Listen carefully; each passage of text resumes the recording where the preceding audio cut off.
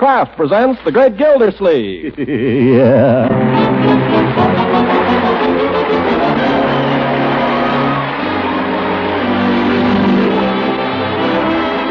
Cheese Company, makers of Parquet margarine and a complete line of famous quality food products, presents Harold Perry as the Great Gildersleeve. Kraft brings you the Great Gildersleeve every week at this time, written by John Whedon and Sam Moore, music by Claude Swaiten.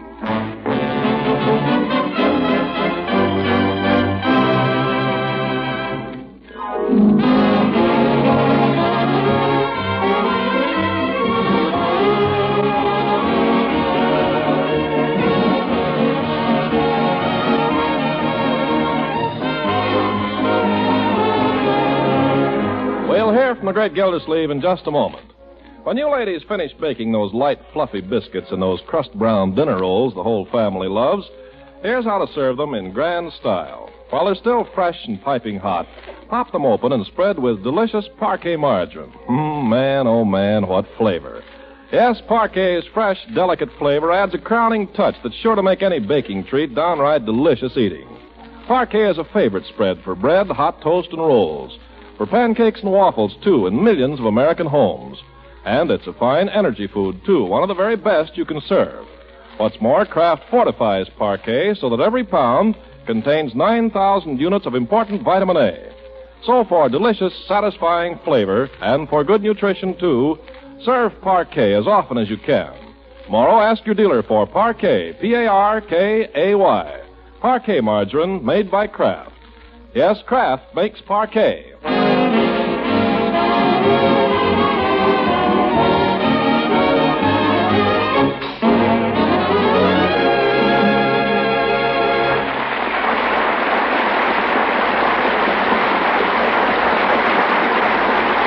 Now let's join our friend the Great Gildersleeve. It's 3 weeks since his dismissal as Summerfield's water commissioner. The development of his friend Fibber McGee's plastic mousetrap has been stymied temporarily for lack of capital, and Gildersleeve's affairs appear to be at a standstill. However, he still likes to eat, as we see now, joining him at breakfast with his family. Pass the syrup, will you please, my boy? Here. More hotcakes, Mr. Gildersleeve? Yeah, but not too many, Bertie. Say 3 or 4, huh? How about you, Marjorie? No, thanks. I think you and Leroy are disgusting. Disgusting? Why, we're just healthy, my dear. Well, I'll fix one more batch, and that'll have to hold you. All right, Bertie. Oh, Mr. Gildersleeve, I wonder could you give me some money for the grocery bill? The man asked for it yesterday, but you was out. What does he want money now for? Tell him I'll pay him the bill in the usual way. I told him that, but he wants it now. Why? Why in the name of why? Well, I'll tell you how it was, Mr. Gildersleeve. Man came in yesterday afternoon, and he says to me, "Hi," he says, "is the boss home?" "No, he ain't," I says. And he says, "Well, when he gets home, you ask him for this 1843 that's due on the groceries," he says. Yes, Bertie. So I says to him, "How come?" I says. And he says, "Mr. Gildersleeve ain't working now," he says, "and I can't afford to take no chances," he says. "Chances?" I said. "Look here, man. You ain't take no chances on Mr. Gildersleeve," I said. "Why, he ain't paid me my salary for 2 weeks," I says. And I ain't one bit worried. Oh, my goodness. I sure told him, didn't I, Mr. Gildersleeve? You sure told him, Bertie. But he still wants his money. Well, I'm sorry about your salary, Bertie. It's strictly an oversight. Here. Oh. Little short. Well, here's 1 week anyway, Bertie. Oh, thank you, sir. If that's one of your friends, Leroy, have him wait outside till we finish breakfast. I won't have him watching every forkful I put in my mouth. Oh, it might be Piggy. I'll go see. The darn kids. Why don't they stay home? Maybe it's the grocery man. If it is, he can go right back. And who is it, Leroy? It's a lady, Unc. Here's her card. Oh? Miss Gladys Wheeler. Real estate. What does she want? How should I know? Well, ask her to come in. Okay. She ain't bad looking. Isn't Leroy horrible? No, he's not. He's growing up anyway. Come in, Miss Wheeler. Come in. Sit down. Have some hotcakes. Have some coffee. Oh, no, thank you, Mr. Gildersleeve. I'm an awful pest interrupting your breakfast. I'd be glad to wait outside until you're through. No, I finished, as a matter of fact. Sit down. This is my niece, Marjorie. How do you do? How do you do? And my nephew, Leroy. How do you do, Leroy? Say, how do you do, Leroy? Okay, how do you do? Gosh, I let her in.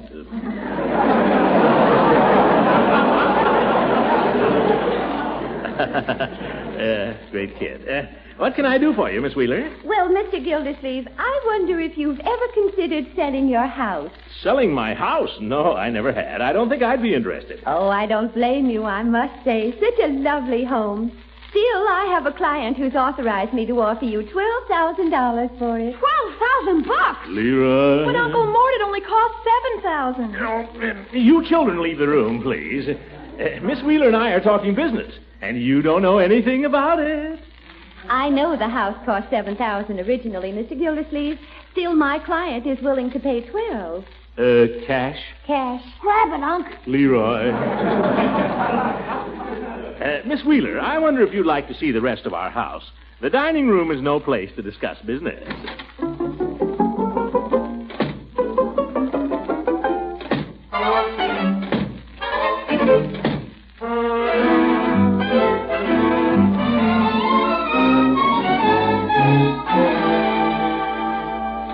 And here we are back in our living room. I guess you've seen everything in our humble abode. Oh, it's all so nice and homey. Oh, yes, but I've been thinking of making a change. Man ought to move once in a while. Then you'll be dropping in at my office this afternoon to sign the contract. Oh, yes, I'll be there.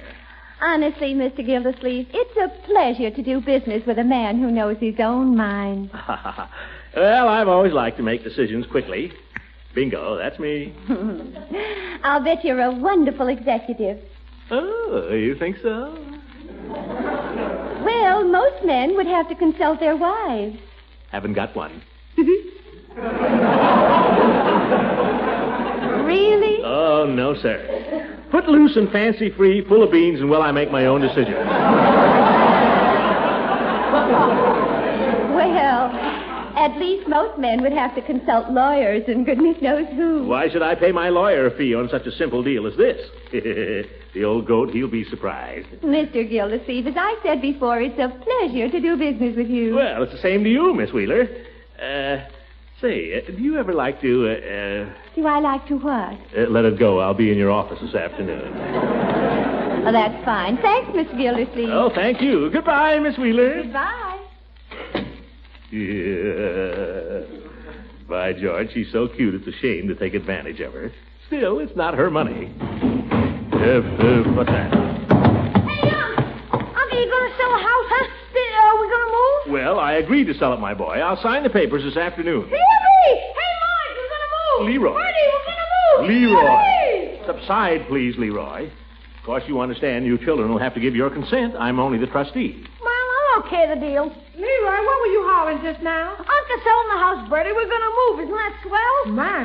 Is it true, Uncle Mort? Are you really going to sell it? If you approve, my dear, the house really belongs to you and Leroy. Oh, sell it. Sell it and buy a new one. I know just the house. Well, maybe we ought to talk about it a little. I hope you realize your uncle is making a pretty smart deal. Oh, sure. You know, I ought to go into the real estate business myself. It's a lot easier than I thought. Yeah, all you do is you buy a house for $7,000 and sell it for $12,000. Well, the whole trick, my boy, is to know values. Know values and make decisions quickly. If I'd been the kind of a man that fools around, can't make up his mind, she might have bought some other house. I told you to grab it, Unc. Sure, but what do you know? I know how much is 7 from 12. Are you sure? No, children. Uncle Mort, could we buy the Weston's house? It's not very big, but it's cute. Oh, yes, it's a nice house. Very nice. It has 2 bathrooms. I get awfully sick of waiting for you to finish shaving every morning.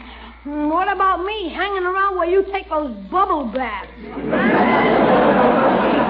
I do not take bubble baths. You took one last week. You left a lot of bubbles in the tub, too. I did not. You did so. That will do, children. The Weston house might be very nice, Marjorie. Probably get it for $6,000, maybe $5,000. Or how about something out in that new subdivision? Oh, I'd love to live in Shady Oaks. The houses are all new out there. The kitchens are nice out there, too. Post-war style. Oh, the Nielsens have a lovely English cottage out there. 2 bedrooms and 3 bathrooms. Only 2 bedrooms? Oh, Bertie would love the kitchen. Yeah, I'd love it, but I wouldn't want to sleep in it. Yeah, I don't think I'm going to sleep in the bathroom either. Yes. We'll need something a little bigger than 2 bedrooms, Marjorie. But don't worry, there are dozens of houses in town that'll be fine for us. Let's get a great big house. We don't need a mansion, my boy. As long as there's plenty of bathrooms. It'd be wonderful to have a house with a powder room. Powder room? Every house in Hollywood has a powder room and a rumpus room. Wouldn't you like a rumpus room, Uncle Mort? Why not? Yeah, let's have a rumpus room. If I'm going to clean all these rooms, I hope there's a restroom.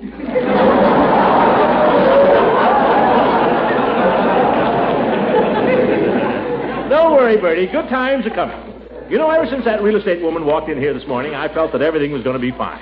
I'll take this money, we'll buy a new house, then I'll put the rest of it in mousetraps, and pretty soon I'll be a millionaire. And when I'm a millionaire, Margie will have 2 bathrooms all to herself, Leroy will have a baseball diamond and a running track, and I'll have a rumpus room with a snack bar. And Bertie, you'll have an assistant. Mr. Gildersleeve. Yeah. Don't laugh, Bertie. It could happen.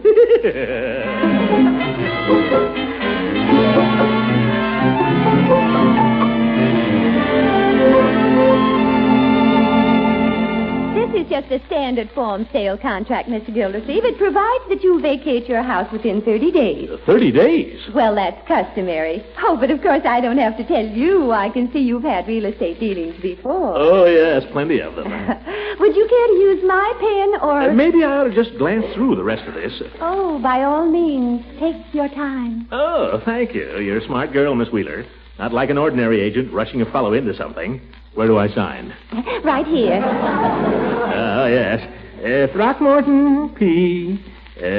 Gildersleeve. And the duplicate copy. That's the one I keep. That's right. Rock. Oh, pen's gone dry. Oh, sorry. Here's another one. Oh, wonderful. 2 pens. Well, Throckmorton P. Gildersleeve. Thank you. That does it. Yes, sir. Well, I have a feeling we ought to celebrate a little. Come on out and I'll buy you a soda. Oh, I'd love to, Mr. Gildersleeve, but I've got a customer waiting over on the other side of town. Some other time. All right, some other time. Before you go, Miss Wheeler, it's been such a pleasure doing business with you. Yes? I'd like to throw a little business your way. Oh, really? Well, you call me. Oh, I don't have to call you. I just want you to find me a house. Something around $5,000 or $6,000. Oh, well, I'm sorry, Mr. Gildersleeve. What do you mean? Don't you want my business? Well, yes, but... Well, the fact is there isn't a single house available in Summerfield. What? Unless you'd be interested in something around 20 or 25,000. Give me back that contract. Now, Mr. Gildersleeve, that would hardly be fair to my client, would it? Fair? What's being fair about it to me? You swindled me out of my house for half what it's worth, and all the time you know I won't have anywhere to go. You know where you can go, Mr. Gildersleeve. Oh, by George, if you...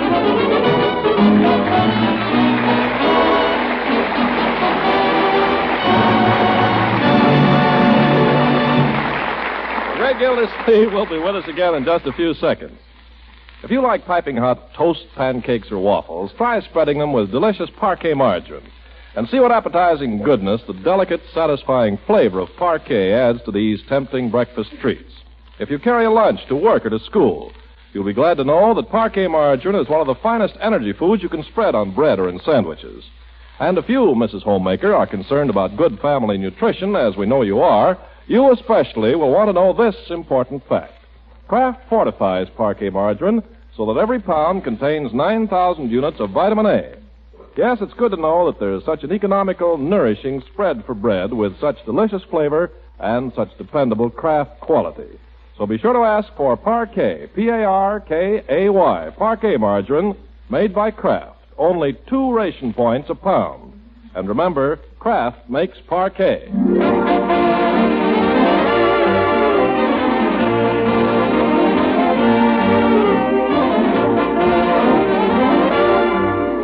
Now let's get back to the great Gildersleeve, who's really painted himself into a corner. Having sold his own house for a good price, he can't find another to move into at any price. He's tried every real estate agent in town, examined the classified ads, and now at his wit's end, he's taken time out to get a haircut and think it over. So we find him in the hands of Floyd Munson, wedged into a barber chair, strangled by a mussy sheet, smelling like a lily as Floyd gives him the finishing touches. Well, Mr. Gildersleeve, who's going to win the election? Hard to say, Floyd, hard to say. You don't know anybody who has a house he wants to sell, do you? Why, you in the market, Commissioner? I may be shortly. Well, this fellow in here the other day said he might want to get rid of an Oldsmobile. I can't ask my family to live in an Oldsmobile, Floyd. What I need is a house. Why, you getting thrown out of yours? I'm not getting thrown out. I've sold it. Is that a fact? Funny I didn't hear about it. I just told you. Bet you got a pretty good price for it, huh? A fair price. Yeah, it's a good solid house you got there, well built. Bet you got easy 8,000 for it. 9,000 maybe. With the garage and all, maybe 10,000. I got a fair price. My problem now is to find a place to live. Yeah. Well, I got a nice little place there. Nothing fancy, you know what I mean? We could do with another bathroom. Wife's always hollering at me. But it's a roof over our heads. I'm not worrying about you, Floyd. It's me. Say, now you mention it, I hear where Otto Schlesnick and his wife ain't getting along so good again. What's that to me? Well, I was passing that place the other night, and they were carrying on something fierce. I heard her call him a bum mechanic. That ain't good. Well, if you don't mind, Floyd, I'm not interested in any local gossip at the moment. Now, wait. Supposing it was to go from bad to worse. Supposing they would have bust up. Why, there'd be a house. Huh? Sure, you gotta think of those things. Wife happens to pass a remark. Man reaches for a piece of crockery. First thing you know, there's a house on the market. Floyd, you've given me an idea. Finish me up, will you? Practically done now. Great. Of course, if you're thinking of that house of Otto's, it's only got 5 rooms. Why'd you tell me about it? I need at least 7. Well, it's only an idea. Maybe if you was to look around and sort of keep your ear to the ground. You know what I mean? After all, life's no bed of roses. And Otto and his wife, they're not the only lovebirds in town. If there was only some way. Just because a man opens the door for his wife or carries the groceries home for her, you don't know how he treats her when he gets her there. Floyd, how are the Thompsons getting along these days? Oh, I'm afraid that's all straightened out. Her mother finally went home. Oh, blew over. Of course, maybe I oughtn't to say this. No? What? Well, I don't know this. I only heard. But it seems where Doc Pettibone came home at 4:30 the other morning, and she put the bolt on the door and wouldn't let him in. Doc Pettibone, eh? Always wondered how he stood it. It's not a bad house, either. Well, that's only what I heard. But where there's smoke, there must be fire, you know what I mean? By George, I know where I can find out, too. Let me out of this chair, Floyd. There you are, Commissioner. Thanks, Floyd. Thank you very much. Well, if it ain't Fred Kelly. What happened, Fred? No crack, please. Where'd you get the black eye, Fred? Ran into a door in the dark. Oh, that's too bad. Too bad. Let me know if you hear anything, Floyd. Uh-huh. So long.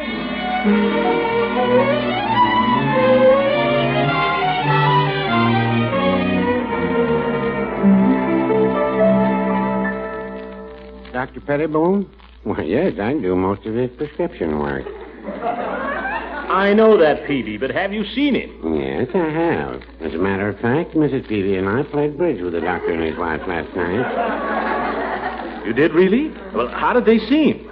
Well, they seemed fine. Why? You didn't notice anything? Notice anything? I mean, you didn't feel any undercurrent there? They seemed to be getting along all right? Why, yes. No kicking each other under the bridge table or anything? No, why? Nuts. Why do you ask, Mr. Gildersleeve? I've got to find a house, Peavy. I've got to find one right away. Is this for yourself or for a friend? For myself, naturally. For my family. We'll be out on the street in 30 days if I don't find one. Oh, dear. I don't like to pry, Mr. Gildersleeve, but was it trouble with the mortgage? No, it was trouble with a woman. Oh, that again. The woman deceived me, Peavy. They'll do it every time. Well, no, I wouldn't say that. Not every time. This one was a real estate agent. I thought if I sold my house for $12,000 and bought another for $5 or $6, I'd make a fair profit on the exchange. But she didn't tell me there aren't any other houses. She didn't tell me that. Have you thought of renting a house? Yeah, and so has everybody else. I've even thought of stealing a house, Peavy. That's why I asked you about Doc Pettibone. I heard things weren't so rosy there, and I thought maybe... Say, how many rooms you got in your house, Peavy? Mrs. Peavy and I are very happy where we are, Mr. Gildersleeve. Yeah, I didn't think so. You don't know anybody who's leaving town or anything? No, I'm afraid I don't. The doctor hasn't happened to mention anybody who's on the anxious list. Not that I can recall. Perhaps if you waited till the winter season. What? I can't, Peavy. I've got to have a house right away. I can't find one for love or money. You know, speaking of love... Yes? It's too bad you and Mrs. Ransom didn't hit it off there a while back. Why do you say that? Well, I always thought Miss Goodwin very attractive, but that place where she lives is a little small. Peavy, I've told you I'm all through with that stuff. No more of it. I'll never have anything to do with a woman again as long as I... Still, that's a nice house Leela's got there. Copper plumbing throughout. Nice shade trees, too. Yeah. Peavy, I wonder. What? I wonder if Mrs. Ransom wouldn't like to go back to Savannah. After all, she's a long way from home up here, Peavy. She could sell me her house and go down there and buy a little old plantation. Enjoy some of that southern comfort. Get some of that old corn pone. Hear those old banjos ringing. Man, I'd almost go with her.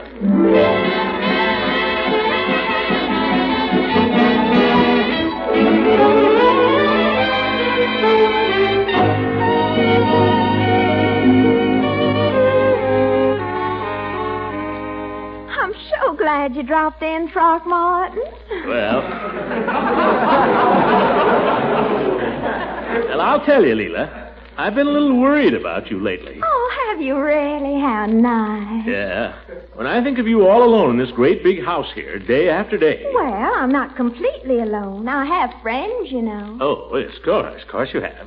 But I sometimes ask myself, Leela, if we really know who our truest friends are. Well, I always think of you as my friend, Throckmorton. I hope you don't mind. Oh, I am, very much so. Yes, indeed. You must always think of me that way, Leela. Yes. But what I mean is, well, everybody knows that a boy's best friend is his mother. A girl's, too. I suppose. Yes. People should stick to their mother and their family, Leela. We mustn't forget the old folks at home. Don't you ever miss them? Well, I think about them. I think about them a lot. But sometimes I feel I'd rather think about them than be with them. Oh, that's the wrong attitude, Leela. Throckmorton, why are you suddenly so interested in my folks? You never showed any interest in them when we were engaged. Well, it's not your folks so much, Leela. It's not that.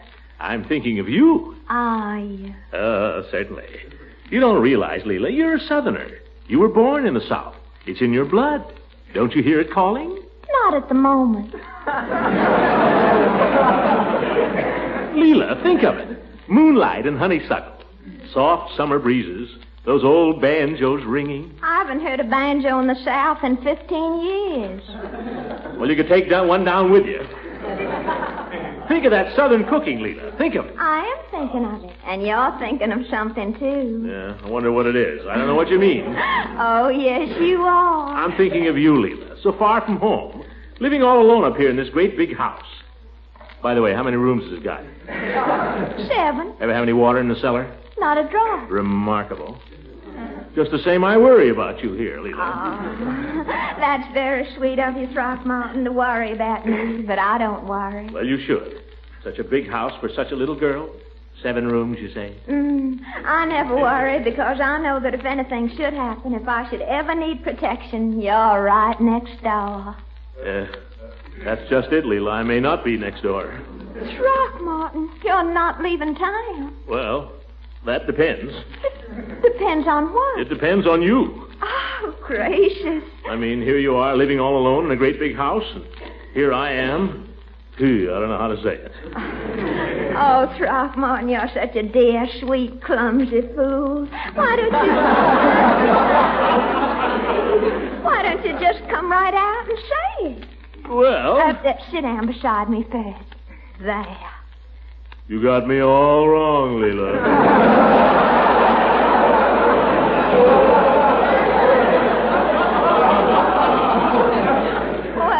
Take my chances on that. Now, what is it you wanted to say to me?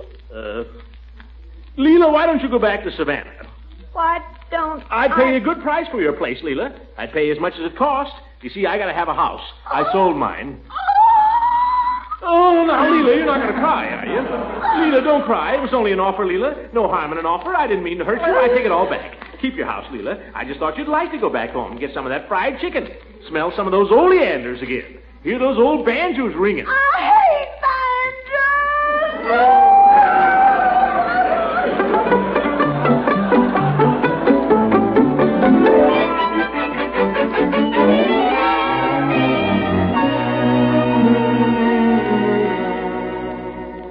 Well, make yourself at home, Gildy.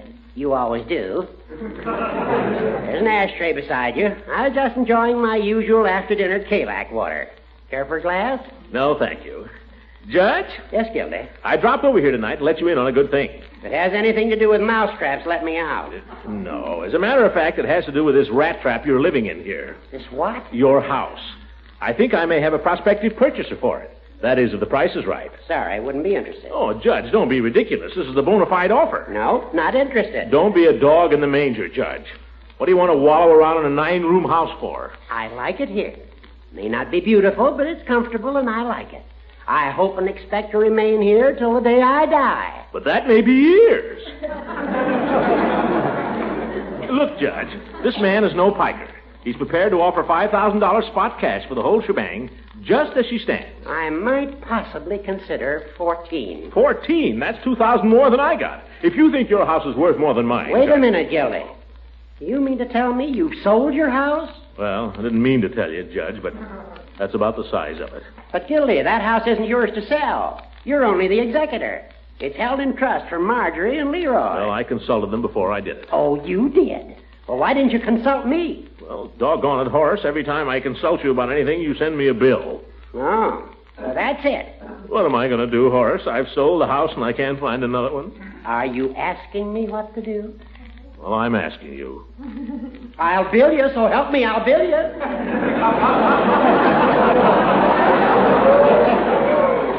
Well, go ahead and bill me. All right. As your lawyer, I advise you to get that contract canceled. But how, Judge? How can I do it? Well, it'll take a good lawyer. Fortunately, you've got one. Yes. As your lawyer, I shall refer the contract to the probate judge in charge of the estate, to whom it should have been referred for approval in the first place. Good. Do that. And as the probate judge in charge of the estate, I shall declare the contract null and void. Yeah. Horace, can you do that? Watch me. By George, the law is a wonderful thing. Just a minute, please. Speaking again as your attorney, the fee for that will be $100. Marked up from 50. 100. Well, I guess it's cheap at that. $100 or a chicken fricassee dinner cooked by the inimitable Birdie. Yeah. Said fricassee to include dumplings. By George, Horace. By golly, Gildy. You old son of a gun. You old horse thief. You old puddinhead. You old stick in the mud. Be it ever so humble, There's no place like home. Be it ever so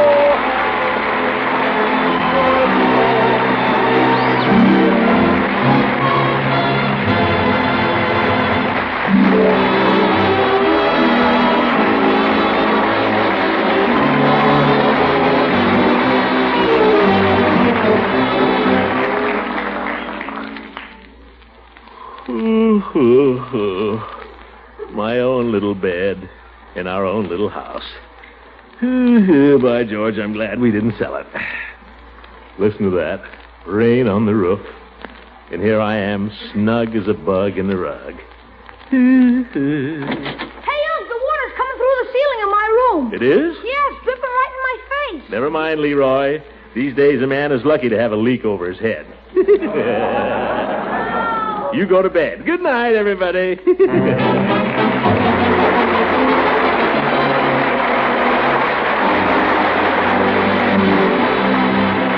Music on this program was directed by Claude Sweet, and this is Ken Carpenter speaking for the Kraft Cheese Company, makers of parquet margarine and a complete line of famous quality food products. Kraft invites you to listen in again next week at the same time for the further adventures of the great Gildersleeve.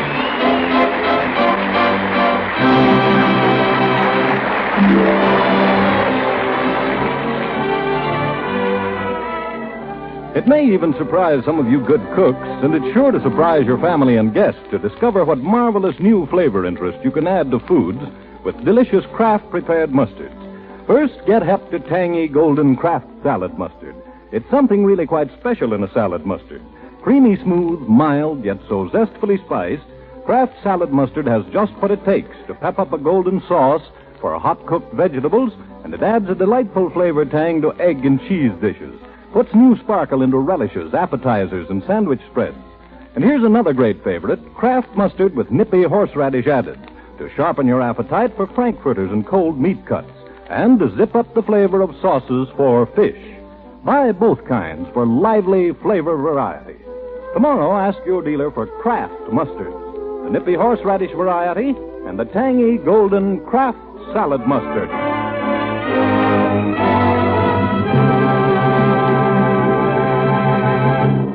This is the National Broadcasting Company.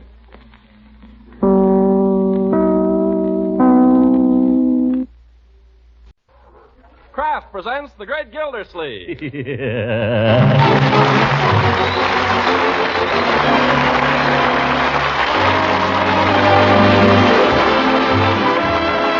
Kraft Cheese Company, makers of Parquet margarine and a complete line of famous quality food products, presents Harold Perry as The Great Gildersleeve. Kraft brings you The Great Gildersleeve every week at this time, written by John Whedon and Sam Moore, music by Claude Sweeten.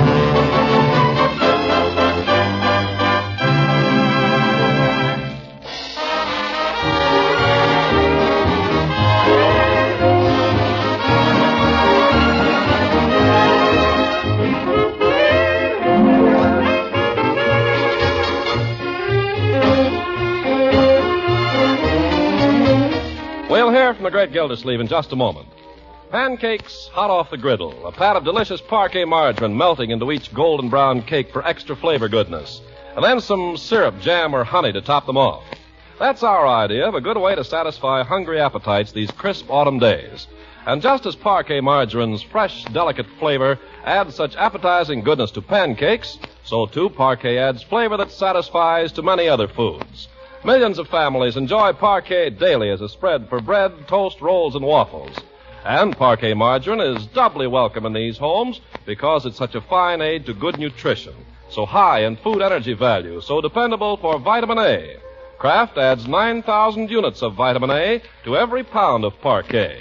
So for good nutrition, for flavor that satisfies, buy and serve Parquet. Parkay.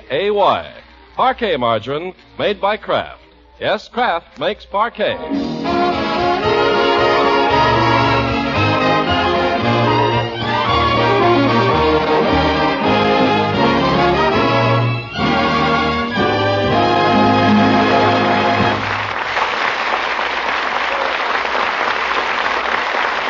Now, how goes it with the Great Gildersleeve? Well, if the sounds coming from the Gildersleeve kitchen are any indication, things should be going very well indeed. It's Friday, the morning after Bertie's night out, and she's whipping up a fine breakfast of scrambled eggs and sausages with a little ragtime thrown in.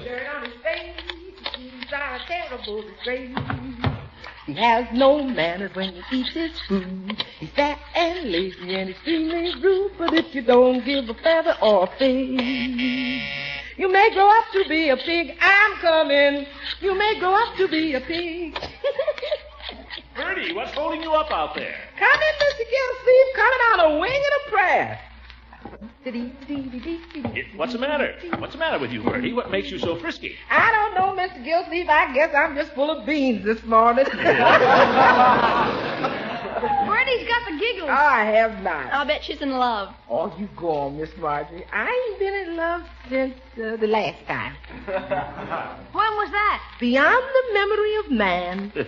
Finish up your prunes, Leroy. I got eggs waiting. What'd you do on your day off, Bertie? Paint the town? No, sir. I just fooled around, and then last night I went to the movies. Me and Lily B. Oh? She always goes to the movies. What'd you see, Bertie? Picture called Going My Way, Bing Crosby. Were you there? I didn't see you. Wasn't it wonderful? Oh, it sure was. Hey, Marge went to the movies. Oh, Mr. Gildersleeve, you've got to see that picture. They got little man there. I don't know who he is, but they got little man. Barry Fitzgerald. He's darling. He kills me, that man. Hey, how is it Marge gets to go to the movies when I don't? Of course, I've always thought Bing was darling. Of course, he's an older type than Van Johnson. Oh, well, if I may say so, my dear, some of us older types have more to offer than the younger ones. Listen, I'm asking a question here. How is it Marge gets to go to the movies at night when I can't? I'm older than you. Yeah, she's an older type. Perhaps when you get to high school, you'll be allowed to stay up at night, too. Oh, go soak your head. Finish your prunes, Leroy. Finish. Okay, Bertie, take it away. Leroy? Yeah?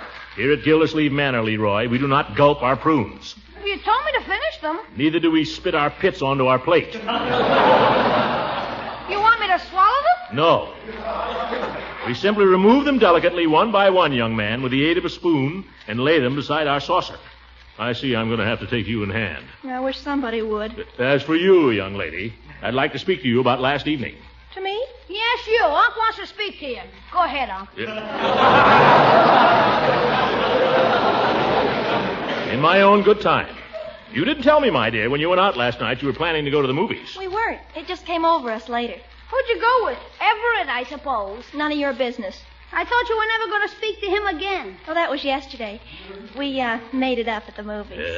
Just as I suspected. You'll go to no more movies with Everett. I don't know why you're so mean about Everett. I don't like his father.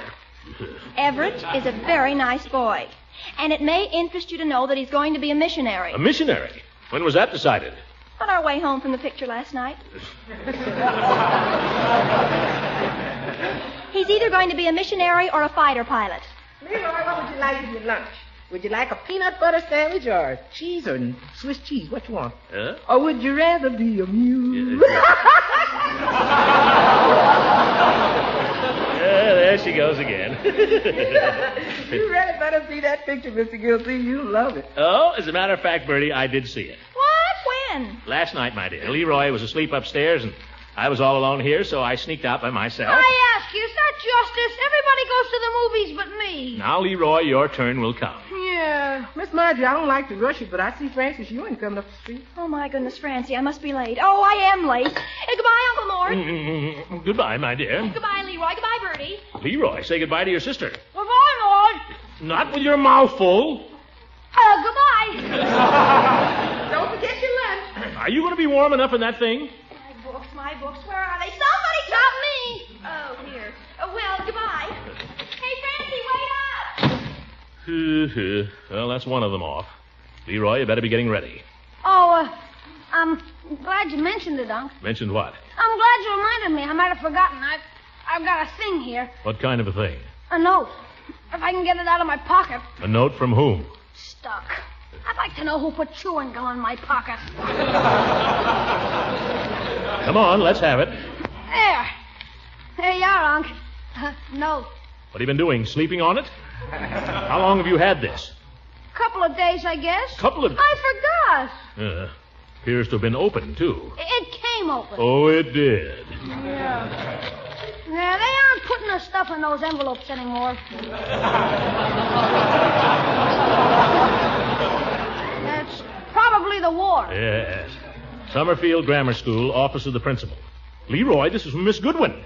Yeah, I know. You haven't heard from her in quite a while, have you? That's neither here nor there. Let's see.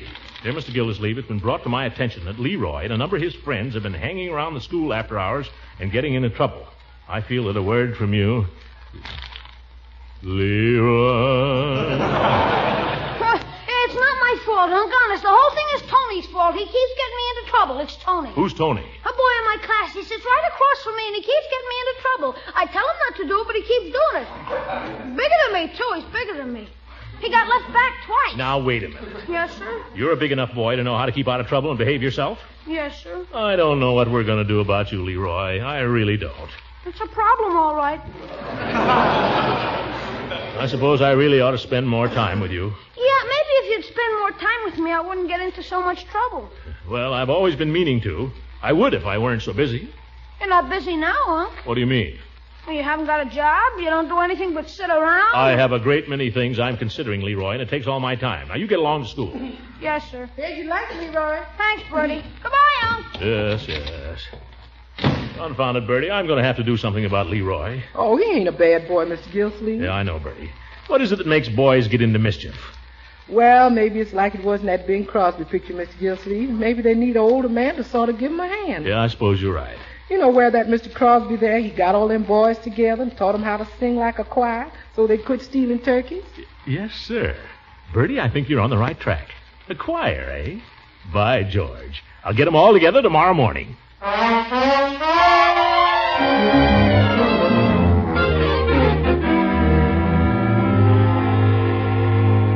Okay, Piggy, this time you're the center and I'll carry the ball. Leroy, you try to break up the play. Gosh, Tony, when do I get to carry the ball? When I say so. Now, all set? Leroy! Oh, Leroy! Hey, Unc, you want to get in the game? Come on, Unc. Not just now, thank you. Come here a minute, please, Leroy. Oh, what for, Unc? I told you we're having a game. Tony and Piggy and Come me. here, please, my man. Oh, for corn's sake. Time out for a minute, fellas. Don't be talking to him all day, Leroy. Okay. What do you want, Unc? Make it snappy, will you? I'll not make it snappy. I have something to say, and I'll take as much time as I require. Who's that boy that said don't be talking all day? Him? That's Tony. He's the best forward passer in the 7B. Oh, so that's Tony. Well, I want to talk to him, too. I want to talk to all of you. What are you going to do, give us a lecture? No, my boy. Not going to give you a lecture. I'm going to try to guide your activities. Give you something wholesome to do. It'll be fun, Leroy. We're having fun. This will be more fun. You'll enjoy it. All of you. I'm going to teach you to sing. Oh, not on Saturday. It's a fine day for it, and I'll call the other boys over here. But, Unc, we don't want to sing. We're playing football. Leroy, will you please do as I ask? Okay. Shall I tell them what you want them for? No, just get them over here. I'll tell them. Okay. Hey, fellas. More lung power, Leroy. Hey, fellas, come over here a sec. Who said so? I said so. Come here, Tony. Come over here, Piggy. I want to tell you something. Oh, for Okay, Mr. Gildersleeve. I don't think Tony is going to like this, Unc. We'll see, Leroy. At least I want your cooperation. You understand? Well, boys, good morning. Oh, hi, Mr. Gildersleeve. Piggy? And you're Tony, I presume. I'm Leroy's uncle. Yeah, I know. Well, boys, now that I've got you all together, football is all very well. But if you're going to keep out of mischief, you need other interests. More wholesome interests. And one of the finest pastimes there is for boys is singing. Develops the lungs. Well, let's get it over with, fellas.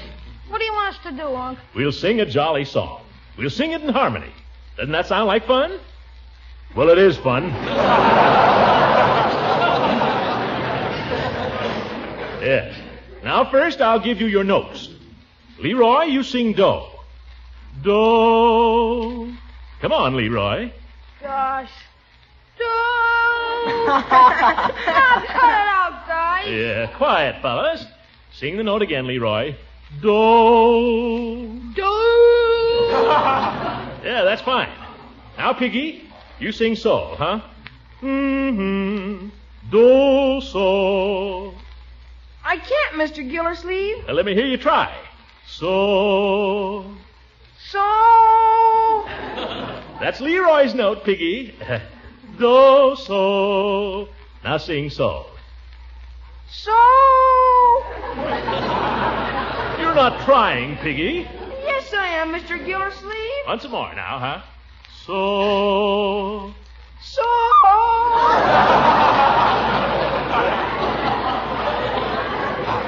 What's the matter with you?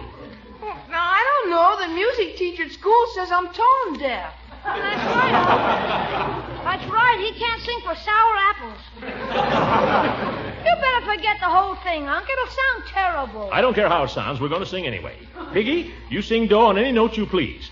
Leroy will take the sol, and Tony can take... Tony, where are you going? I'm going home. You can't go home. We're just starting to sing, fellow. I didn't come over to sing. So long, Leroy. So long, Piggy. Come here, young man. Oh, wait a sec, Tony. I'm coming with you. Piggy! Wait a sec, Tony. I'm coming too. No, you're not, Leroy. You're going to stay here and sing.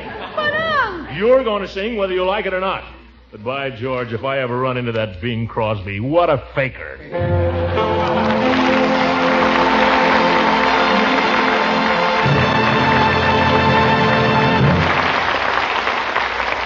Greg Gildersleeve will be with us again in just a few seconds.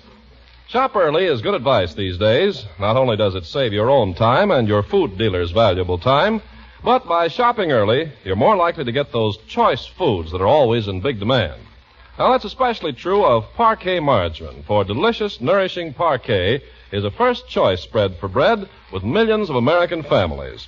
Of course, one reason so many people want Parquet is because its fresh, delicate flavor makes bread, rolls, pancakes, and waffles taste so good. But equally important is the wonderful nourishment that Parquet provides so economically.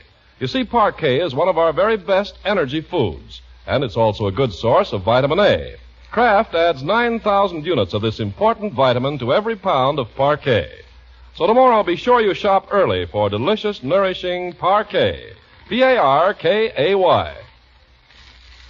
Parquet margarine. Remember, Kraft makes Parquet.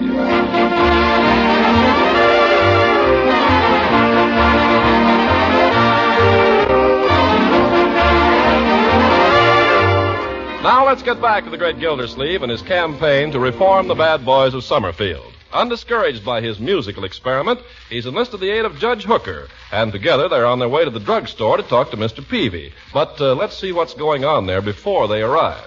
Oh, Masterful Comics is no good. I like Commando Comics. You're nuts, Leroy. Commando Comics is corny. Captain Magic is the best. Captain Magic is nothing but pictures of dames.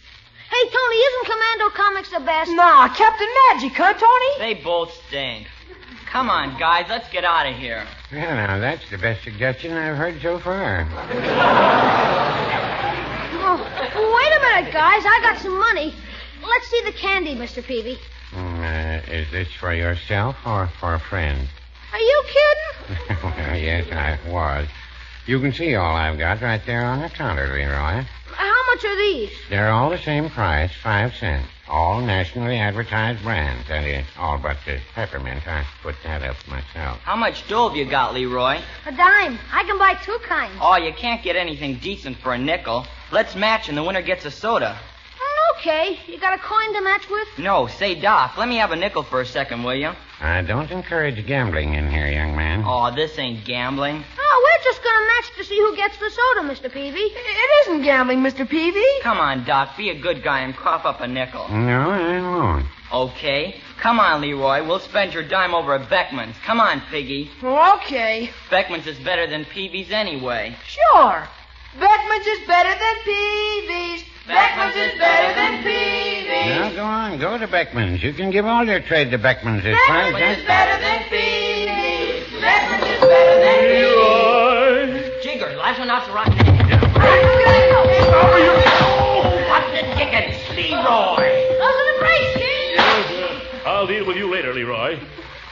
Darn kids will wind up gangsters. Well, much obliged, gentlemen. Now, what can I do for you? Huh? Yes. We got a proposition I think will interest you, Peavy. From what we've just seen, I'm sure it will. Is this a business proposition? No, this is more what you might call a service to the community. Now, we know you're a public-spirited man, Peavy. I've made my contribution to the war chest, Judge. Oh, this is different. Stop beating around the bush, Horace. Peavy, we're organizing a boys' club. Something to keep the boys of Summerfield off the streets. Worst place there is for the boys, Peavy. Well, no, I wouldn't say that. I'd be more interested in a project to keep them away from my magazine stand. Yeah, well, this club will do the trick. It'll keep them off the streets, keep them out of pool rooms, drugstores. The boys will just stay in their club where they can't bother anybody. The way you describe it, it sounds a little like a jail. Not at all, Peavy. They'll love it. Why, sure. Chief of Police has promised to cooperate. Besides, we're putting in a Parcheesi board. Good game, Parcheesi. Quite a lot of skill to it. It all depends on where you put your blockades. Now, I haven't got time to listen to your Parcheesi system, Peavy. We've got to organize this club. Can we count on your support? Just what would that involve, Mr. Gildersleeve? Nothing financial, Peavy. Floyd Munson has given us the place over his barbershop for a club room. The judge and I are taking care of all the details. All we want from you, Peavy, is some refreshments. Could you bring over a few Coca-Colas? Yeah, I think I could make that contribution. Yeah, we're all set then, Peavy. Judge, we can open her up tonight. By golly, Gildy, I believe we can. We owe it to the boys, men. How about it, Peavy? Can you come to the grand opening? I'll try, Mr. Gildersleeve. You'll try nothing. You'll be there and bring the refreshments.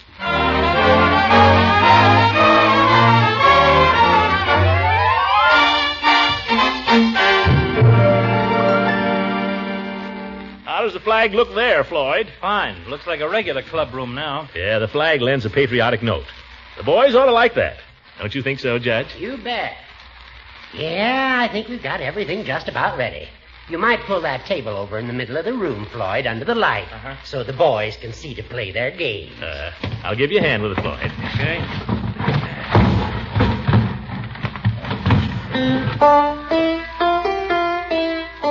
I suppose we ought to get this piano tuned sometime. What's the matter with that piano? Perfectly good piano. A few cigarette burns don't affect the tone. Unc, how long do I have to sit here? Oh, you don't have to sit there, Leroy. You can get up and move around if you want to. Thanks. When can I go? You can't go. I've told you that. Oh, gee. Listen, Leroy, if Judge Hooker, Mr. Munson, and I can give up a whole Saturday afternoon and evening to fixing up a club room for you fellas, you can darn well stay here and enjoy it. You understand? Okay. Have a fig Newton, Leroy. No, thanks. Take one.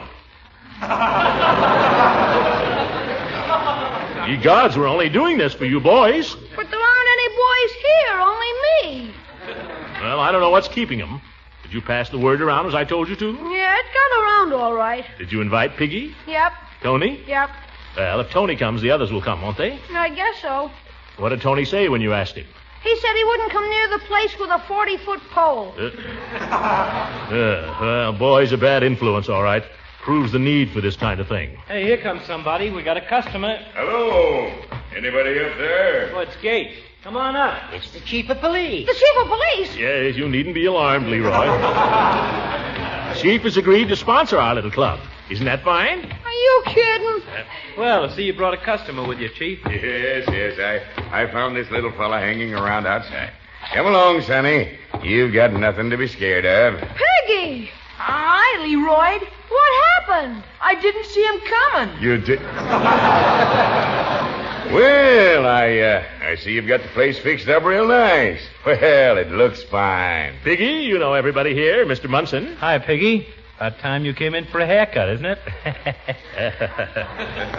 And Judge Hooker, you know him. Hello, Piggy. Have a Fig Newton. No, thanks. You better have one, Piggy.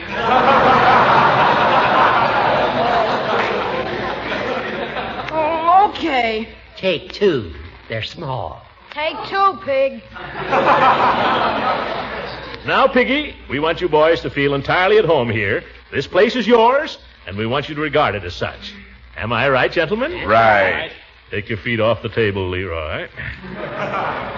We men are here only to help you have a good time, boys. We'd like you to regard us as your big brothers. Is that understood? Yes, sir. Now, what would you like to do? I don't know. We got all kinds of equipment here. Would you like to play Parcheesi, huh? Well, Sure. There's nothing like a good, lively game of Parcheesi. How about it?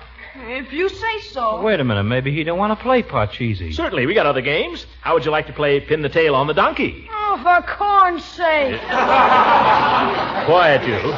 Of course, if we play Pin the Tail on the Donkey, we'll have to ask the judge to step outside, or somebody might pin the tail on him. Well, don't just sit there, fellas. What do you want to play? If you'd like to know what we'd really like to play, Yes? we'd like to go down to the Y and play basketball with the other fellas. After all the work we went to here? Now, Gildy, we don't want to force the boys to remain here if they don't want to. Oh, doggone it. Of course, if they go now, they won't be allowed to come back. That's right. If they go now, they won't get any Coca-Cola. That's right. If they go now, they'll be missing a lot of dandy fun. That's right. But the choice is up to them. What do you say, boys? We'll go. Oh! Well, go on then, both of you. Come on, Pig. Go ahead, get out of here, and don't come back. The darn kids, you try to do something for them, and what thanks do you get? My goodness, what's going on up here? Peavy. Hello, Phoebe. I'm sorry if I'm late, gentlemen, but I brought you Coca-Cola. Hey, I could go for a Coke right now. Oh, but it's easier for the boys, Floyd. Nuts to the boys. Let's open them up. Well, I don't understand, Mr. Gildersleeve. Seems our little club is something of a flop, Peavy. Evidently not good enough for them. Well, no, I wouldn't say that. I think it looks very attractive. Got an opener, Peavy? Right here. Oh, look out, Floyd. It's running over. Grab it, Floyd. That's the stuff. Open one for me, Peavy. Boy, that's good. I believe I'll have one too, Peavy. There you are, Mr. Gildersleeve. That's more like it. You know, I'm kind of glad those kids left. Me too. They kind of throw a damper on things. You know what I mean? I don't know what's the matter with boys these days. They don't know how to have fun. Oh, speaking of fun, what would you gentlemen say to a few hands of pinochle? Got a deck down in the shop. Good idea. What do you say, Phoebe? Oh, I'm afraid I ought to be getting home, gentlemen. Bourgeois, Peavy, stick around. Hey, Judge, open a bottle for the peeve. One Coke coming up. Yeah. No, really, gentlemen, I've got to drive. You've got to. Oh, he's a jolly good fellow, for he's a jolly good fellow. Come on, Floyd. You play the piano in a broken-down sort of way. How about a little harmony? Yeah, a little harmony. Sure. Huh? Yeah, that's the stuff. Now, wait a minute. Come over here, Peavy. Now, I'll be the conductor. Says who? Quiet, you. Now, Judge, here's your note. Do. No. Yeah, a little bushy. That's right. Now, hold on to it. Floyd, you take, me. Yeah, that's your note. I'll take sol. And Peavy, you take do. Can you make it? Do. Congratulations. Oh, and the chief. Chief, can you? Do. Great. There is a tavern in the town, No, Peavy. Now, wait a minute. I know a little, huh? Dear old girl, Oh, the robin sings about you. Dear old girl, it speaks of how I love. Blinding tears are falling as I think of my lost pearl, and my broken heart is calling, calling for you, dear old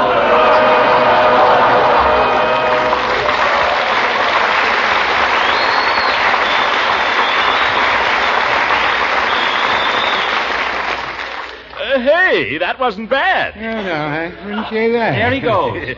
Say, this is fun, do you know it? We ought to do this more often. Yeah, we ought to do it once a week. Tuesday nights, that's when the wife plays Well, bridge. Fridays is better for me. Oh? How about you, Peavy? What's a good night for you? There's no such thing as a good night.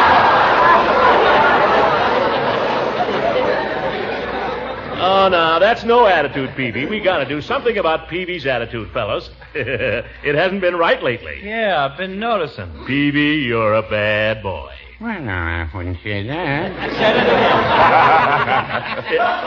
I'll tell you what, fellas. We'll call it the Jolly Boys Social Club. For men only. No women. And if any kids come around, we'll throw them out in their ear, huh? Hooray for the Jolly Boys. Yeah. There is a tavern in the town, Peavy. and there my true All right, love Peavy, sits him have it your down, own way. sits him down, And drink cheap wine with laughter free. And never thinks of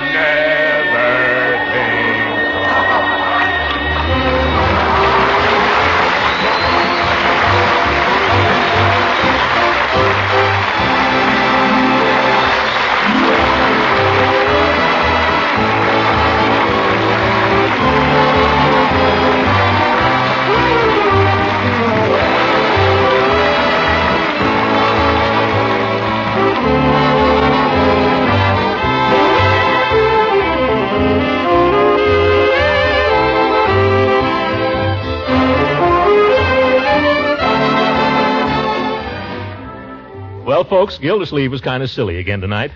I guess he had the right idea there, but he went at it in the wrong way. Even Gildersleeve ought to know that Leroy is better off playing basketball down at the Y. In other words, the way to help out the boys in our community is to support the organizations that know how to handle the problem. It's a big one right now because there are a lot of kids knocking around the streets these days with no one to take care of them or supervise them. Their fathers are in the service, and their mothers are helping in the war plants. In almost all communities now, the agencies that look after the welfare of youngsters are supported by a cooperative organization called the National War Fund. Of course, that's not all it does. It also supports the clinics and hospitals, visiting nurses associations, provides special care for crippled and undernourished children, and many other local services. This is in addition to the important work the War Fund does all over the world. It supports thousands of clubs for our servicemen and women, and our merchant seamen, sends aid to American prisoners of war. It includes the relief organizations of our fighting allies. It's a mighty big thing. I don't see how they accomplish all they do. But you can see they need money. So when one of your neighbors calls on you to ask for a contribution to the National War Fund, remember what he represents and be generous. Good night, ladies and gentlemen.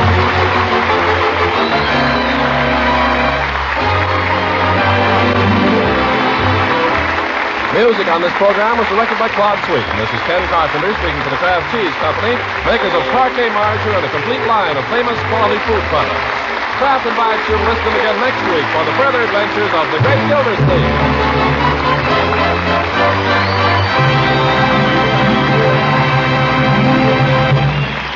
This is the National Broadcasting Company.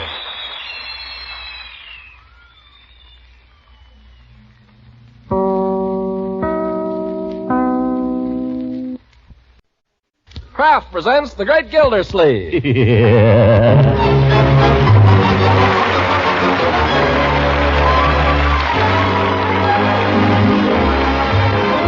Kraft Cheese Company, makers of Parquet margarine and a complete line of famous quality food products, presents Harold Perry as The Great Gildersleeve.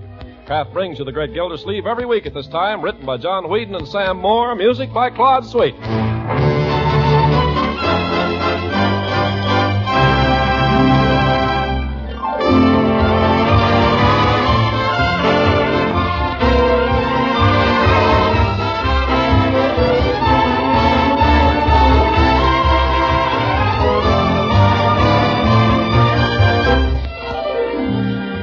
We'll hear from the Great Gildersleeve in just a moment. You know, if yours is a family of average size, you probably consume 6 or more loaves of bread a week. Now, that adds up to a lot of slices.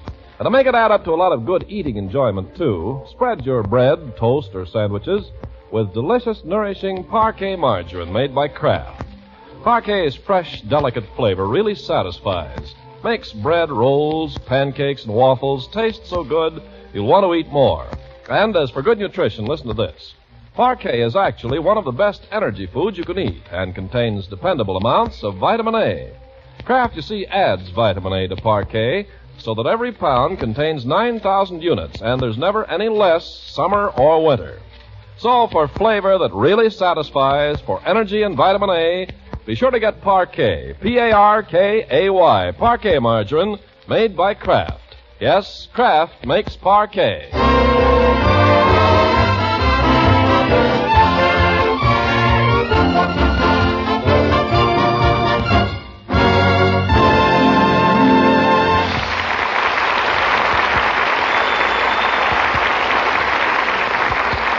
Now let's join our friend the Great Gildersleeve. After weeks of correspondence with his old friend Fibber McGee in Wistful Vista, a model of McGee's plastic mousetrap has arrived by special delivery.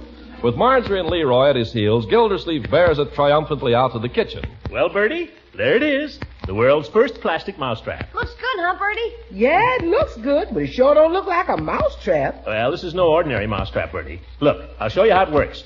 Mr. Mouse walks in here, walks along this little path in here, turns through here, and bingo, he falls through here. If he don't get lost first. Yeah. Okay, Mr. Gildersleeve, if you say so, it's a mousetrap. But what you gonna use for bait? Bait? Well, haven't we... Not a thing, Mr. Gildersleeve. I don't think there's a thing in the house that would really appetize a mouse. There must be something. How about bacon? The points are off it. The points are off of it, but there ain't no bacon. Oh. Too good for him anyway. Let's think now. What would I like if I were a mouse? A piece of pie and a glass of milk. We don't need to provide a chaser, Leroy.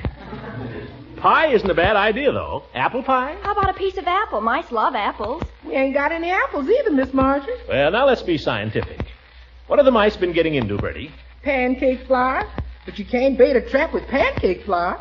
You could make him a pancake. You could miss it. All right, Leroy.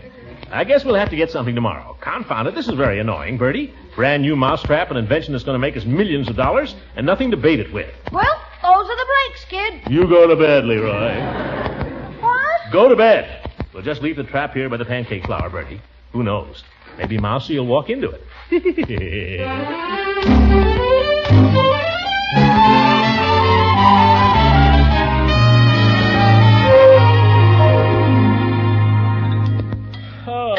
Thank you, Bertie. Wait a minute, Leroy. Have you finished your breakfast? Holy cow, I had 11 pancakes. I'm shoving off. I'll see you later. Just a minute. You too, Marjorie. I want to hold a family conference. About what? Well, I'm going to have to ask you children for a little cooperation. Bertie, you too. You see, all the money's going out these days, and none of it's coming in. Yeah, how about that, Unc? When are you going to get off the dime? I don't understand that expression, Leroy, and I don't think I like it either. Well, aren't you ever going to get a job? If you'll be quiet a minute. I know just the job, Uncle Mort. Hogan Brothers need a floor walker. Floor walker? They have a sign in the window. Yeah, I guess that's the easiest job there is, Unc. Why don't you grab it? A man doesn't step out of a career in the public service to become a floor walker. I'm not looking for a job anyway. I'm merely asking you people to hold down on expenses. McGee and I are going to need every cent we can scrape together to get into production. Uncle Mort, I've been thinking. Why don't you be a diplomat? Diplomat? Yeah. It'd be wonderful to travel around in foreign countries and go to state dinners and formal balls. Don't you think so? Yes, it would. Of course, that's not all there is to it, my dear. Say, I wonder how you get into that. Have to have a pull, I suppose. Well, you must know somebody in Washington, don't you? The fellow I went to college with has a job in the Department of Agriculture. I wonder if he knows how. You can't be a diplomat unless you can talk all kinds of languages. Well? Parlez-vous français, Uncle Mort? No, but I bet I could pick it up in a hurry. Bertie, how'd you like to live in France? Voulez-vous? Oui, oui, Mr. Gildersleeve. Beaucoup. Bertie, where did you learn French? My brother learned a little French in the last war, and he just passed it along. Yeah, I'd like to hear Bertie hobnobbing with a French chef. Mademoiselle, should the filet à sole be cooked comme ici or comme ça? Say, you're pretty good too, Unc. Gosh, I'm the only one in the family that can't talk French. Well, we'll put you in a French school, Leroy. You'll be talking like a native. Jeepers, would Piggy Banks be surprised? Let's do it, Unc, huh? Well, I might look into it. See who that is, will you, my boy? That's probably Piggy. Can I go now if it's Piggy? Yeah, we'll see. Hello? Yeah, just a sec. For you, Unc. Oh, thank you, my boy. Hello? The indicator. Well. See who's at the door, will you, Bertie? Okay. I was talking to someone at this end. Yes, I'd be very glad to see you. This morning would be fine. Oh, no, thank you, miss. Goodbye. He's right in here, Judge. Thank you, Bertie. Well, good morning, all. Judge, golf knickers. I haven't seen a pair in years. Criminy, get him. Nothing so extraordinary about golf knickers. I thought it was getting a little chilly, and they might feel nice later on in the afternoon. Come on, Gildy. We need you to fill out the fumbling foursome. Sorry, Judge, but I'm being interviewed by the press in a few moments. Oh, for goodness sake. About what? About my plans for the future and so on. Uncle Mort is thinking of going back to work. Don't misquote me, my dear. Well, about time. We were just discussing the possibility of a diplomatic career, Judge. You? A diplomat? Why not? Well, what's so funny? You? You a diplomat? I'm sorry, Gildy, but I think that's the funniest thing I ever heard. I don't see anything funny about it. I'd love it. Same here. Well, it would be fine for you children, but... Now, see here, Hooker. I'm sorry, Gildy. I'm terribly sorry. But the diplomatic career is not for you. Why? Well, in the first place, you have to be a millionaire. And in the second place, you're the most undiplomatic man I ever met. How would you like a punch in the nose, you old goat? Why, George, you'd get one if you weren't such an old goat. Well, there's a fair sample of your diplomacy. The punch in the nose isn't being used this season at Dumbarton Oaks. If you were there, it would be. Now, look at it reasonably, Gildy. You know a diplomat's salary is nothing. He has to entertain out of his own pocket. All these state dinners of Marjorie's, you pay for them. Gee, never thought of that. Nobody but a millionaire can afford to take the job. Yeah, you're right. I'd forgotten that. I'm glad you dropped in before I wrote to Washington. Yeah, Unc had the job practically sewed up. Yes. Well, why don't you stop fooling around and get busy and find yourself a permanent connection that'll keep your family from want? Listen, Hooker, I don't want any permanent connection. In a few weeks, McGee and I will be in production with our mousetrap. Mousetrap? Yes. And this mousetrap is going to be bigger than you or me. Oh, fiddle. Why don't you go out to the war plant and see Nelson Humstone? I can fix it up. Now, what do I want to see him for? Humstone is a big man. If he was a big man, you wouldn't know him. Why should I go out there with my hat in my hand? You know, Gildy, I believe you're afraid you'd get a job. Nothing of the kind. Then why don't you let me fix it up with Humstone? Why are you so anxious for me to see Humstone, Judge? Are you getting a commission on this? That's a nice thing to say to a friend. Yes. Oh, must be the lady from the indicator. If you'll excuse me, Judge. Don't worry, I'm leaving. Sorehead, you're just jealous because she isn't interviewing you. It so happens, my friend, that she interviewed me 3 months ago. When she comes to see you, she's getting pretty near the bottom of the barrel. Why? Go on, get out of here, get out of here.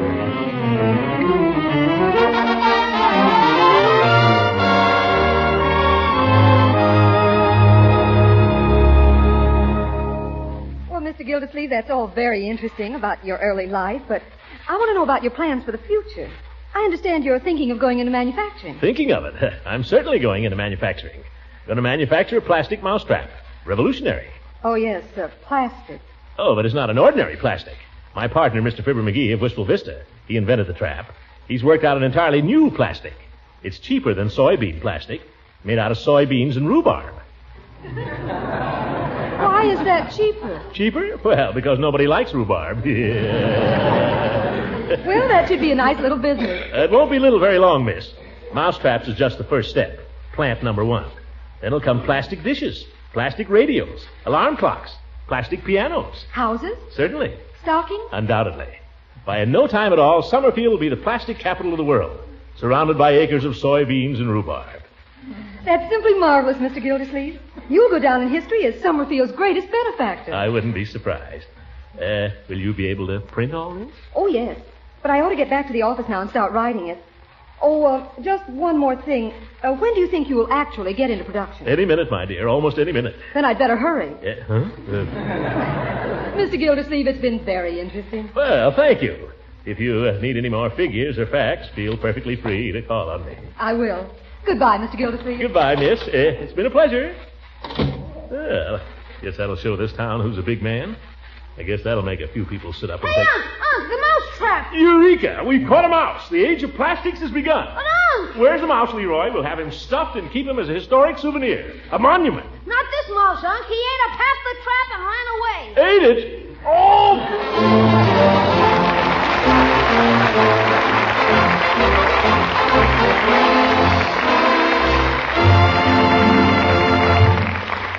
The great Gildersleeve will be with us again in just a few seconds.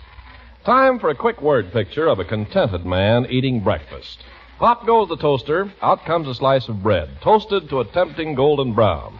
An eager hand reaches for a delicious, nourishing spread, reaches for parquet margarine, adds the appetizing flavor goodness of parquet to the piping hot toast. Man, oh man, there's a breakfast treat that's sure to send anybody whistling off to work.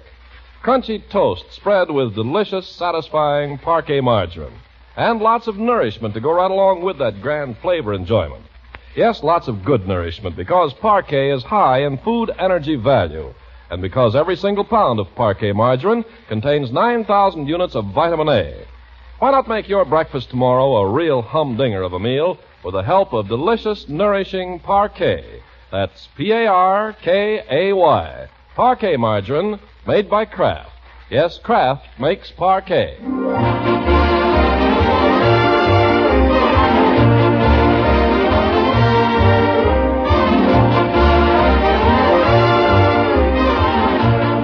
Let's return now to the great Gildersleeve. Despite the glowing story the Indicator has published about him, it's a chastened Gildersleeve we find on Monday morning. He's come to the conclusion that he was a little hasty in brushing off Judge Hooker's offer to help him get a job at the war plant, and he's set out in search of his old friend now to patch things up. Finding him shouldn't be too difficult, for his daily schedule is as unvarying as a timetable. At exactly 9:17 each morning, the judge steps into Floyd Munson's barber shop for a shave. Oh, 9:30 right now. Floyd is probably down around his Adam's apple. Oh, Throckmorton. Oh, hello, Leela. Throckmorton, just a minute. Sorry, Leela. A little busy right now. Well, I was just going to phone you. Phone me? You do that, Leela. You do that. But Throckmorton, I've got to catch the judge before he leaves here. You'd care to step in with me? Into a barber shop? Well, then phone me later. That's a good girl. If I'm not in, leave a message. Hi, Mr. Gildersleeve. Hello, Floyd. Hi, Mrs. Ransom. How's it going? Red. Yes. Well, good morning, Judge. Morning. Fine morning. Yes, indeed, fine morning. There you are, Judge. Fresh to the daisy. Thank you, Floyd. Seems to be getting a little colder these days, Judge. My collar inside, please, Floyd. Here you are, Judge. Horace, if I've said or done anything to hurt your feelings, I'm sorry. Now, about that job, I think it was a great idea you had there for me to get in touch with Humpstone. Then go ahead and get in touch with him. But you know him, Judge, and I don't. I thought if you could just fix it up for us to My meet. coat, please. Yes, sir. Now, seriously, Horace, I said I was sorry, didn't I? What more can I do? Hey, wait a minute. Horace, seriously. Listen, you don't have to get huffy just because I happen to... Horace! All right, go on, you stubborn old goat. Now, I ask you, Floyd, seriously. Judge seems a little peeved this morning. Old rooster. I didn't tell him, but his shoe's untied. I hope he trips. Say, I saw that article about you in the paper there, Commissioner. Oh, yes. Quite a write-up. Not giving away any stock in that mousetrap company of yours, are you? Not giving away any samples. No, we haven't exactly got it organized yet, Floyd. You might say it's pending. Uh-huh. Fella come in here and sold me some oil stock back around 1928. That's pending, too. Well, this is different. Say, Floyd. Uh-huh. You don't happen to know this fellow Nelson Humpstone, do you? The manager out at the factory? Nels Humpstone? Yeah, I know him. You do? Oh, that's fine. Well, I say I know him. He comes in here for haircuts. He does? The next time he comes in, Floyd, I wonder if I say he comes in for haircuts. He came in once. Oh. Did you get a chance to talk with him? Yeah, I talked with him. What kind of a man is he, Floyd? Nice fellow? What'd you two talk about? Well, I say I talked with him. I did most of the talking. Yeah, I can imagine. Yeah, I remember it like it was yesterday. Fella comes in, he don't say much. Sits down in the chair, remarks he'd like a shave. So, okay, I start in. First I mention it's a nice day out. Never mind what you said. What did he say? Didn't commit himself much one way or the other. So then I ask him who's going to win the election. That usually gets him if the weather don't. What'd he say? Said he hadn't made up his mind, and with that he shuts his eyes like he was going to sleep. So I says to myself, okay, if he don't want to talk, okay. I'm not one of these barbers that runs off at the mouth all the time, you know what I mean? Yeah, I know what you mean. If a man don't want to talk, that's all right with me. I can take a hint. Sometimes I don't want to talk myself. Sometimes I'll be quiet for whole minutes at a time, just thinking. The wife says to me at night sometimes, Floyd, for goodness sake, she says, why don't you stop thrashing around and go to sleep? Just thinking. Getting back to Humpstone, Floyd. Oh, yeah, so he's laying there with his eyes closed, and I'm shaving him. Well, I might have never heard another peep out of him, only the razor slipped. You call yourself a barber? Well, your razor would have slipped, too. It would? What do you mean? Well, I'm looking out the window, and I happen to see one of the Bagley sisters waltzing by. So I waved to her with my razor, just being friendly, you know what I mean? And who comes along right behind her but the wife? Boy, I got back to work so fast, no wonder I nicked him. Well, what did he do? Bawl you out? No, it's a funny thing. He just opens one eye and says, watch it. Gave me a quarter, too, when he left. But you know, he's never come back. Funny fellow, Humpstone. Hard to figure out. Yeah, well, I can see you aren't going to be much help to me, Floyd. I'm sorry, Commissioner. You don't know anybody else who knows him? Might try Peavy. How would Peavy know him? Well, I'll tell you, I always seem to be out of court plaster here somehow, so when I run into a little bad luck with a customer, I usually send him along to the drugstore, and Peavy patches them up. So I wonder he has time for anything else. Yeah, well, I drew blood with Humpstone there, so who knows? Maybe him and Peavy struck up an acquaintance. I'll try him, Floyd. Goodbye. So long, Commissioner. Be seeing you at the Jolly Boys Club tomorrow night? That depends, Floyd. Depends on how jolly I feel.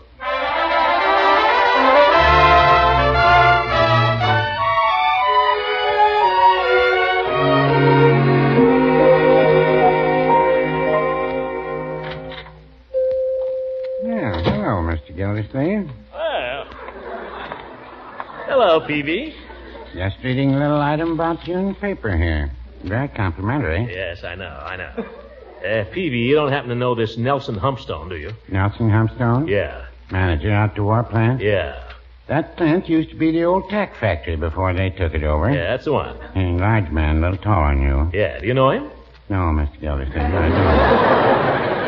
I've seen him around. But Floyd said he'd been in here. He said he sent him in here one day with a cut on his chin. Well, so many come in here with cuts on their chin, Mr. Gildersleeve. It's a little hard to remember. Why are you so interested in Mr. Humpstone? I'm very anxious to contact him in regard to a business matter. Oh, a business matter. Yes, a very important one. Important. Has to do with employment. Employment. Post-war? Right now. You must know, Peavy, I've got to get a job. Oh, Mr. Gildersleeve, I don't understand. It says in the paper there about your plans for the future. Baloney, Peavy, all baloney. But what about Mr. McGee and his... Put not your trust in McGee. That was my mistake.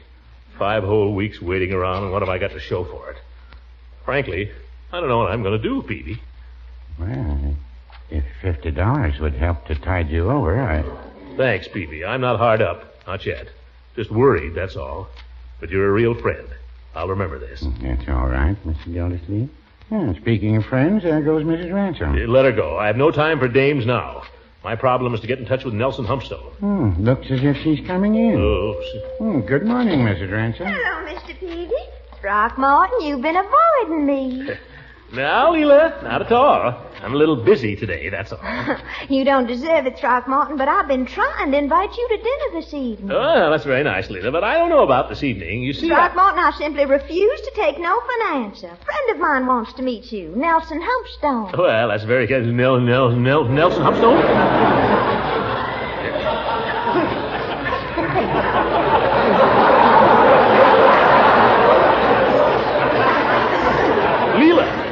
Leela, is Nelson Humpstone a friend of yours? Well, I only met him last weekend at the country club, but we got along famously, if I do say so. And Nelson Humpstone wants to meet me? He called me up specially this morning before I was hardly awake. Peavy, it's a small world. You took the words right out of my mouth. Well, I told him I'd try to have you both to dinner this evening, Throckmorton. Do you think you could make it? Leela, I think that could be arranged.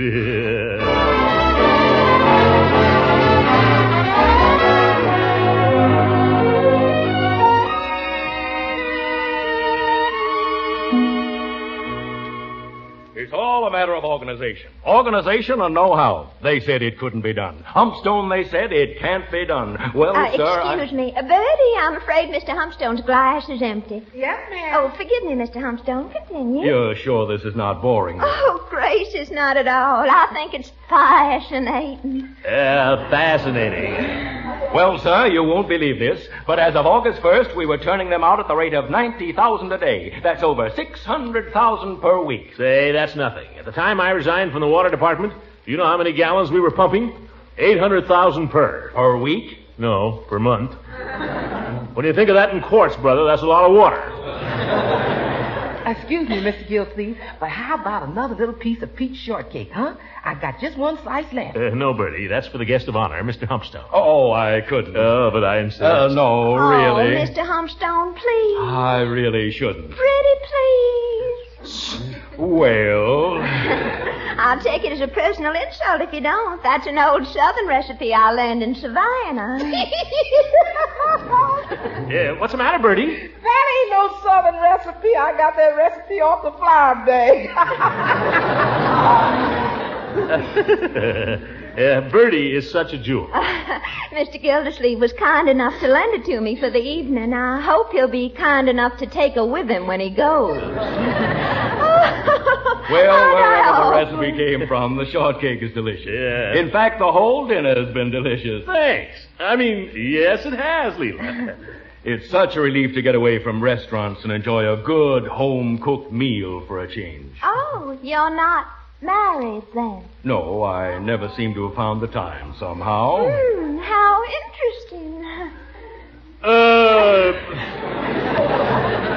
Well, I suppose I should have invited another girl this evening for Throckmorton, but, well, I decided I'd just keep you two men all to myself. Wasn't I wicked? Have a cigar, Mr. Humpstone. No, try one of mine. No, have one of these. They're 2 for 35. These are imported. I'd like to know what you think of them. Well, in that case, fair exchange is no robbery, I guess. You don't mind, Mrs. Ransom? Oh, not at all, gracious. I love the smell of cigars. Oh, have one, Leela.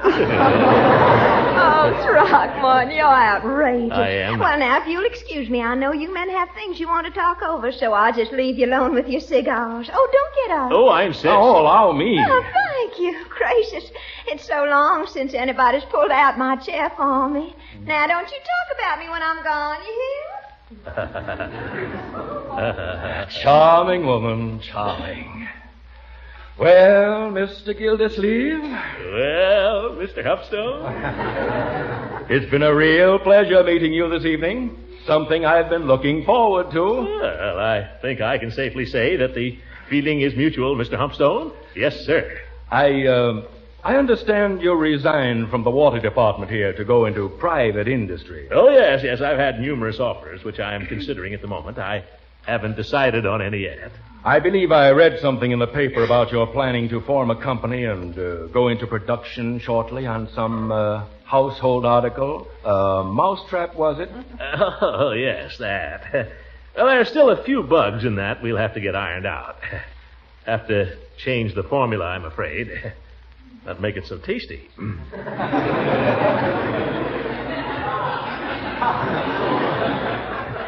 That's more in the nature of a hobby with me anyway, though. That is to say, it wouldn't prevent my working at something else. Oh, I see. Yes. I foresee a great big future for the post-war industry, Mr. Humpstone. A big future. I have great faith in it. Oh, I quite agree. As a matter of fact, that's something I'd like to talk with you about. Please feel perfectly free to do so. Oh, thank you. You're with International Bolt and Screw, are you not? Well, the factory here is a subsidiary. Yes, I understand. Very fine organization, International Bolt and Screw, from what I hear. Yes, quite an outfit, IB&S. Quite an outfit. Large. Very. Must take a lot of men to run it. Yes, it does. I was thinking, Mr. Humpstone, you'll be expanding after the war. You'll be taking on more men for peacetime production. And it's not too early now to start planning ahead. Oh, but there you're wrong, Mr. Gildersleeve. The company's already cutting down. Cutting down? Yes. You see, this factory was only open to take care of government contracts.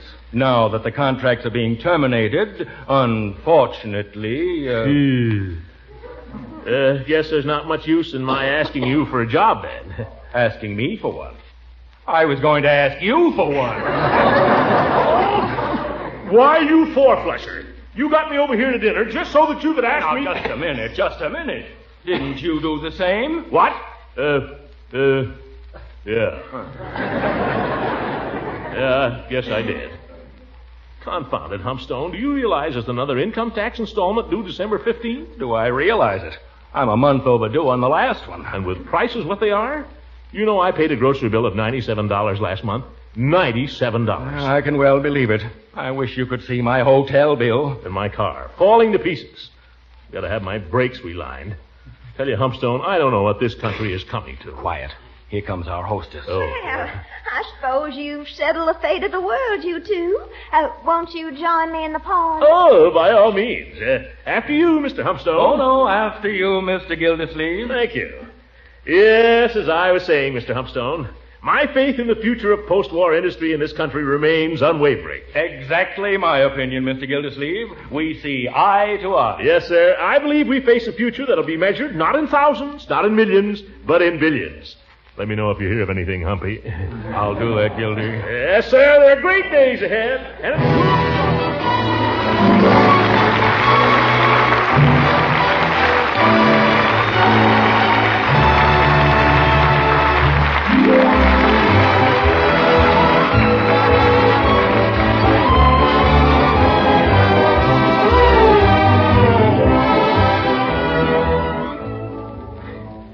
well, Peavy, that's the way it is. McGee turned out to be a faker, and Humpstone was a fraud. Well, you know what they say, Mr. Gildersleeve. The best laid plans of mice and men gang after glee. Yeah, that's right. Well, it's all water over the dam now anyway.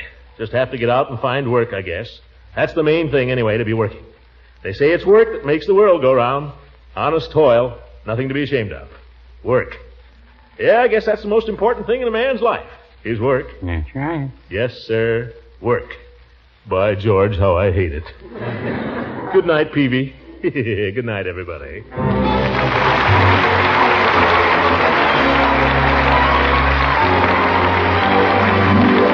this program was directed by Claude Sweeten. This is Ken Carpenter speaking for the Kraft Cheese Company, makers of parquet margarine and a complete line of famous quality food products. Kraft invites you to listen again next week for the further adventures of the great Gildersleeve.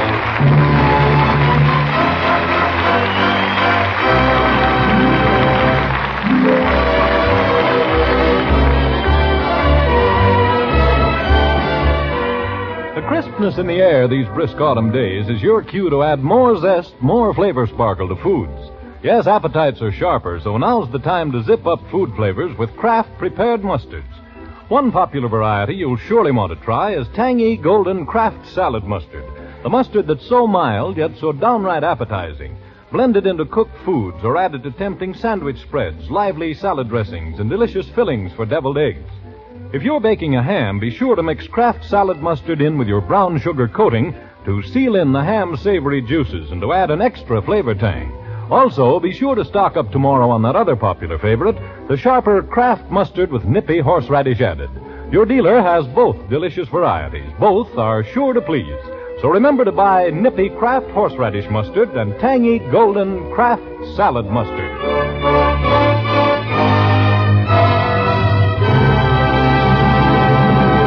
This is the National Broadcasting Company.